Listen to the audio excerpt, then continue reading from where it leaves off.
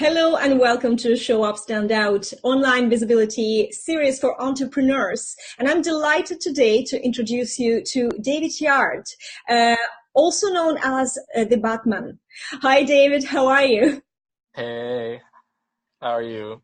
I'm very, very good. I'm going to dig straight into I'm going to dive into the deep end and dig into that Batman thing. So I want you to All right. maybe introduce yourself to our audience and just let me know what is it you do and where does the Batman come in? So Batman kind of comes in from my childhood. So hello everyone, I'm David Yard. So you kind of notice my cave is kind of dark and brooding. That's kind of like my whole work environment. It's pretty consistent. But also like it was the first movie that I saw as a kid. I love the concept of the detective, the creativity, like the having the tools, standing for something, which was like, pretty cool. And then also, going in, like there have been so many iterations of Batman over the years, and they all kind of stay true. It's a 75-year-old, 76-year-old brand at this point. Um, and so there's like actually older than that, but there's like so many amazing things within that brand that you could draw from in your kind of own thing. But for me, it kind of derived itself from many of the advertising agencies that I worked at. I would be kind of known as a person working late at night. So they're like, oh, you're kind of like Batman. And that's kind of when it fully stuck. And so, yeah, it's just been one of those kind of second nature things, I guess you could say. So over the past 16 years, I've been really behind the screens kind of guy, building a lot of the systems that people now use, which is kind of cool, especially if you've ever researched a word on the dictionary. That's like one of those fun projects of my career. But just really connecting people when it came to design development, and utilizing those things when it came to developing out a brand strategy and knowing where to go. Interesting. So where are you at now? You're running your own business. Yes, I And am. what is this business? Who do you And help? so Sevenality is a design and brand strategy firm. We specialize in pretty much being kind of like your one-stop shop, but sticking to our lanes. So we're able to provide a kind of very full concierge service by working very closely with partners, whether that's in the augmented reality space or you need printing or whatever, and really trying to build things around initiatives that help communities. So that's something that we kind of mention quite a bit, whether that's, meetup groups offline, doing things with the WordPress community. We also help with like a yearly WordPress conference. Um, so yeah, and then taking a lot of that stuff that we've learned offline and helping people online where they're building their businesses. So it kind of made sense. So we've been going since 2009. It's been a very interesting journey working on your thing on the side, and then working full time for somebody else. And then that transition for me fully happened about 3 years ago, and it's been a pretty even more wild ride since. And Brilliant. then, visibility online, a lot of branding is an awareness game, um, because you're trying to make yourself known, stand out, and people generally, there's like what, 80 something thousand choices a person has to make during a day, right? Just walking into Starbucks alone could fill that whole 80,000 set of choices that you have to make. If you're driving to work and you're invested in like some music or whatever, right? There's so many variables that will prevent a person from seeing your stuff and connecting with it. And then that's where the rest of like, your brand promise, how you're aesthetically looking to the person come in. But really, at the heart of it, they're attracted to your core. Like, what are you good at? What are you going to help me solve today? So that kind of was the end result of figuring out a lot of things of like, all right, I love photography, I love design, I'm pretty proficient in all of them. Made a career out of design and programming, spent a lot of time around business analysts, saw a lot of holes in businesses. And then it was just kind of like, well, there's a lot of misinformation out there as well, especially when it comes to the design process, being able to execute from start to finish what you actually need, why it should be cohesive, why it should have very similar tone and messaging. And this goes down into how you word things, right? Like you and I share things differently. You have like a very, very awesome personality that people get drawn to, right? And then me, it's just kind of like, oh, there's that kind of mysterious dude that, I'm seeing everywhere. Like, Well, what's I his? think you have like a super awesome personality that I watched your video there the other day, completely out of the blue, just came across your video and I couldn't stop watching. I had to put all my plans on hold and I finished watching the video. It was just absolutely brilliant. So you see, the perspectives are different. Thank you. So yeah, I mean, and that's another thing, right? You touched on perspective. Um, I think all too often you try or people try to be everyone's cup of tea and not realizing that maybe some people are going to be super attracted to your content. Um, Maybe some people are kind of on the fence about it because they don't see where it fits into their lifestyle. And then some other people are just kind of like, I never have a need for it. I don't care for it. Stop pushing it on me. And we spend a lot of time trying to convince people, like that third set of people, when we should actually be spending the time on the first two, right? Why do the first set of people really love us and keep repeating that? And then what, is it about the second set of people that we're not addressing, right? And then go from there. And the third set, if they need it, they'll fall into one of the other two buckets. If not, stop wasting your time. That's right. Yeah, I call it talking to the universe. When you're trying to talk to people, you're trying to figure out, it's a trap, it's a mental trap. You're getting into this loop when you're trying to figure out what the hell do they want? Why are they not doing this? And actually you're just talking at a completely wrong crowd, and this is where it's the beauty of how simple it is, but it's very difficult to convince people that this is that simple. They don't believe it. They think that there's other way. There's something you are saying to your audience and they're all buying from you something you're saying. What are you saying? and people, who are successful, they're like, well, I'm just being myself. I know my clients. I know my ideal clients, and I'm just talking to them, And this is the funny bit, isn't it? But everything in life is like this. It's simple. Yes. And we refuse to think that it's simple and we're trying to find some sort of complicated solution, but actually you need to slow down and then realize how simple things are, like breathing, Exactly. when you're overwhelmed and things like that. Oh, yes, yes. Like, I like that. So breathing, right? We overcomplicate that too. And it wasn't until I was much younger, the school had like a rugby coach for some reason. I don't even understand why. I don't picture you as a rugby guy for some reasons. So this is, I think, where the strategy portion of things, I started to learn that a lot more. And one of the things he told me is that most people don't fully breathe, right? We shallow breathe. We don't fully breathe from like our diaphragm. And, it kind of calms you down. But the second part to that is, when you're tackling someone, especially in rugby, you can't really tackle them at the waist, right? You have to tackle them at like the ankles for it to be really effective. Because these guys have some strong legs, right? Like football, you can hit them all sorts of ways, but the rules are a lot more precise in rugby. And so it was like going for the ankles, you have to breathe, timing, right? You're being focused and aware. And so a lot of it comes down to, it's so simple, yet we want to say, oh, maybe there's like a special way for us to go and do this thing. And in the end, the complicated part comes from doing it consistently. And that's where people get the, shiny object syndrome. They see something new, like, oh, here's a new tool. I need to use it, right? And it doesn't fit into the larger picture. They now get frustrated. They haven't learned it because they feel it's necessary. The endless loop of just spinning their wheels in the sand kind of goes on. No progress happens.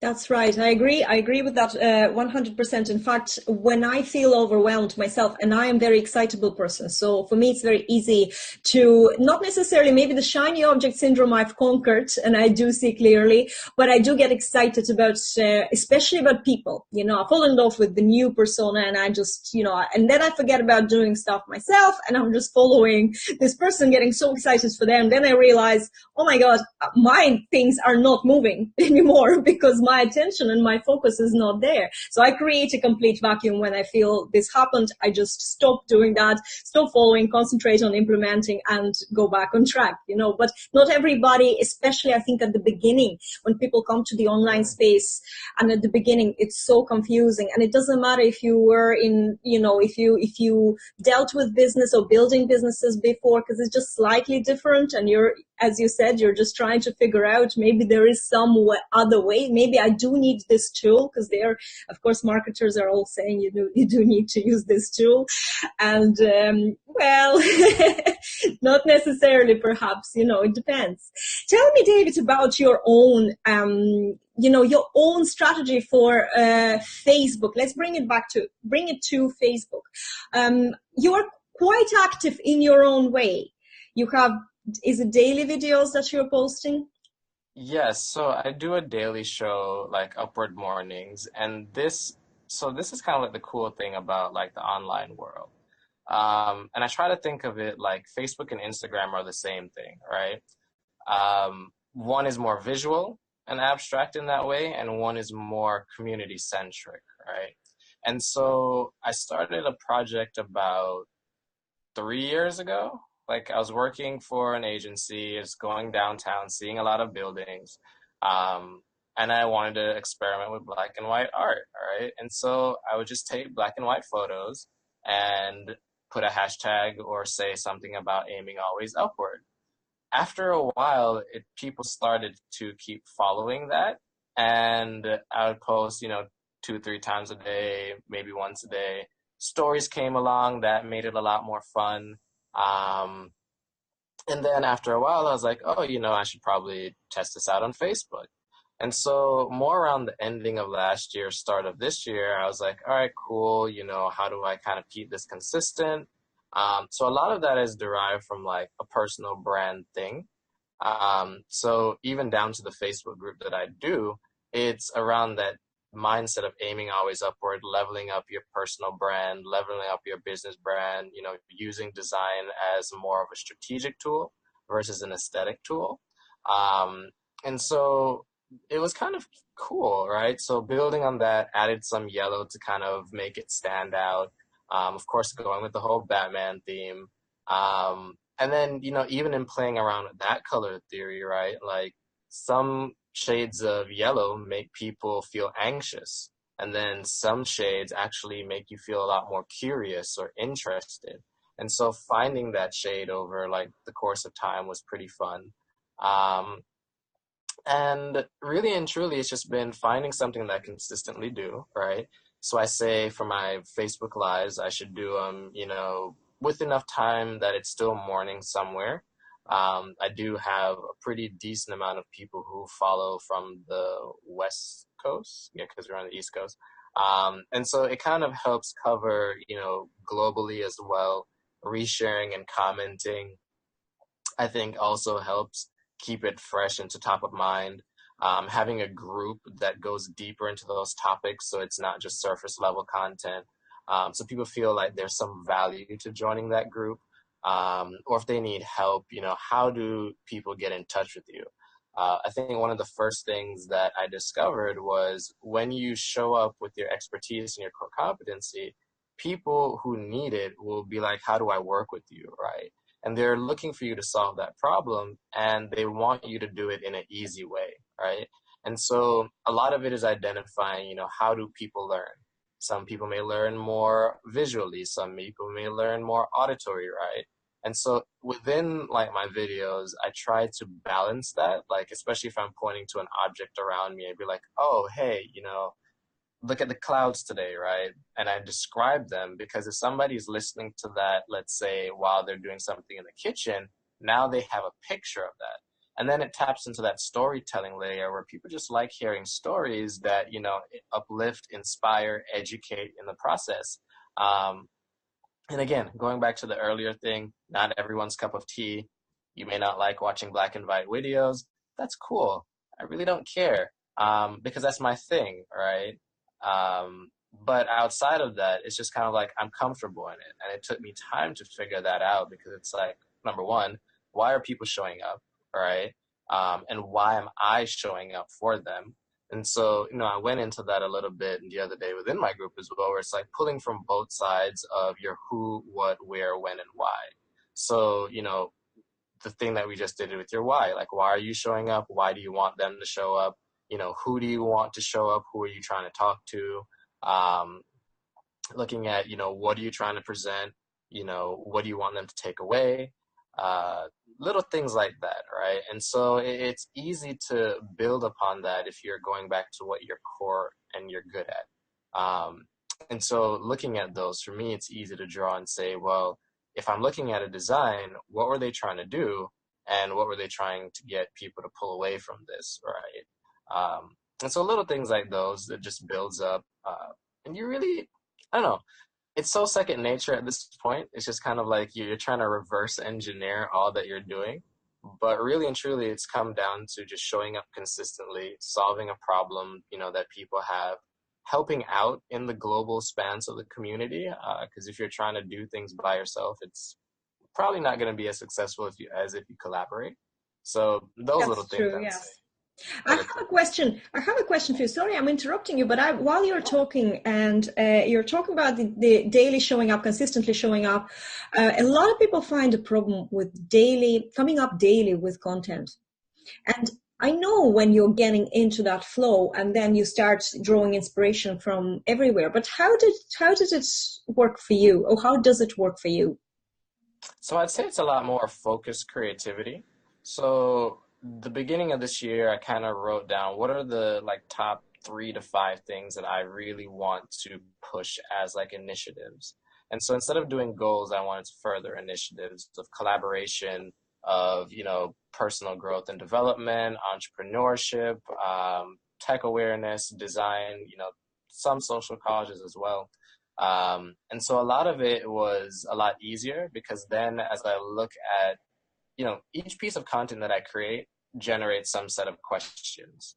And the conversations that I have via networking or collaborations also generate sets of questions, right? Or topics that we'll discuss. And so from there, it's more of looking at the pattern of here's a global thing, and then pulling out like a general topic for like my daily show. So those I literally think of before I go live. Um, and that's about it. And it's like, so yesterday was like Creative Symphony, or some time ago was like Creative Symphony. And then we had, the Creative Survivalist. And so it was like different high level topics relating to the bigger picture, but not too high level that they take away from, me being able to go back and, all right, I noticed people were really hitting the reaction button during this part. All right, what did I say that resonated? Pulling that piece of content out and now creating micro content. And so as take the approach that Gary Vee really says, and it's nothing new, he just made it popular, document versus create, right? Like if you've been journaling, like a lot of coaches and consultants push this, programming, it's very, very popular to document each step of what you've built. So, if I'm handing this over to a new developer, nurses do this when they're doing their charts, right? So it's not anything new. It's just you applying it to your process and keeping up to date. Richard, what's his name? Richard Branson, right? Virgin Mobile. He documents a lot. And, in his book, The Virgin Way, he spoke a lot about how this actually helped him with a couple lawsuits, right? So there is actually a huge importance to keeping track of what you're doing on a daily and weekly basis. So now like, okay, well, maybe I've covered this topic before, but what did I miss, right? Did I go deep into it? And little things like that. So That is actually really, really good advice and a great takeaway. Look back over your content, see where those reactions came, because you can see them, on the live videos especially. And that gives you great indication you're on the right track if you're getting that sort of emotion from your audience. So that's a brilliant tip. David, where can people follow you? How can they find you? What are cool. your place of So where you're hanging out? I hang out on Facebook, Instagram, Twitter, my personal site. Um, Most social media places you can find me using my name, David Yard, one of those weird people with the E on the end of that. Or through like hashtag always upward or hashtag upward mornings, right? And then DSMY on places like Instagram and Twitter. Personal website, davidyard.com. And then if you're curious about what I do every day to help people, sevenality.com. So that's like spelling out the word seven, SEVENALITY.com. Yeah. Perfect. Thank you so much, David, for coming in today. It was a very interesting conversation. I definitely took a couple of things on board as well. And I wish you all the best with your journey. And guys, we will see you in the next episode. Thank you very much for watching. Bye, everyone.